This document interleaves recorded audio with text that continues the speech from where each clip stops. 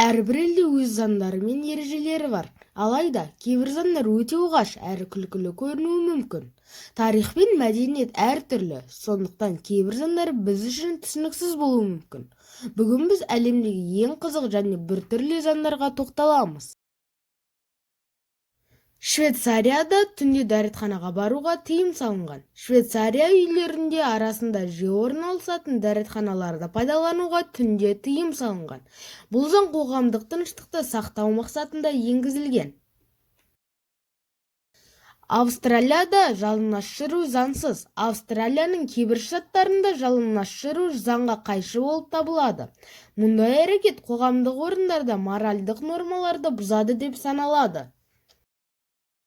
Жапонияда көшеде жүретін үй жануарларына көзілдірік кию заңсыз. Жапонияның кейбір жерлерінде көшеде жүретін үй жануарларына көзілдірік киюге тыйым салынған. Бұл өте қызық әрі күлкілі заң, бірақ ол қоғамдық тәртіп пен жануарлар жайлылығы үшін енгізілген. Сингапурда ауызда сағыз шайнауға тыйым салынған. Сингапурда қоғамдық орындарда сағыз шайнау заңсыз. Бұл ереже көшелердің таза болуын және қоғамдық тәртіптің сақталуын қамтамасыз ету үшін қабылданған.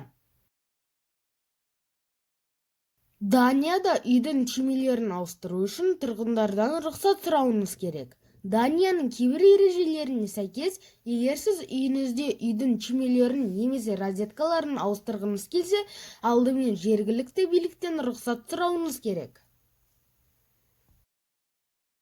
Қазақстанда көлікті 5 минуттан артық қыздыруға тыйым салынған.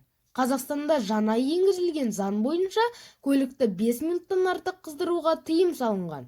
Бұл ереже көліктің жүргізушілеріне көлікті ұзақ уақыт қыздырудың экологиялық және экономикалық тұрғыдан тиімсіз екенін ескерту мақсатында қабылданған.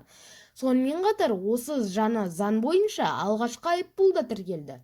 Және бұл ереже қоғамда қызу талқылануда. Мемлекеттік органдар заңды қайта қарауды ойластыруда.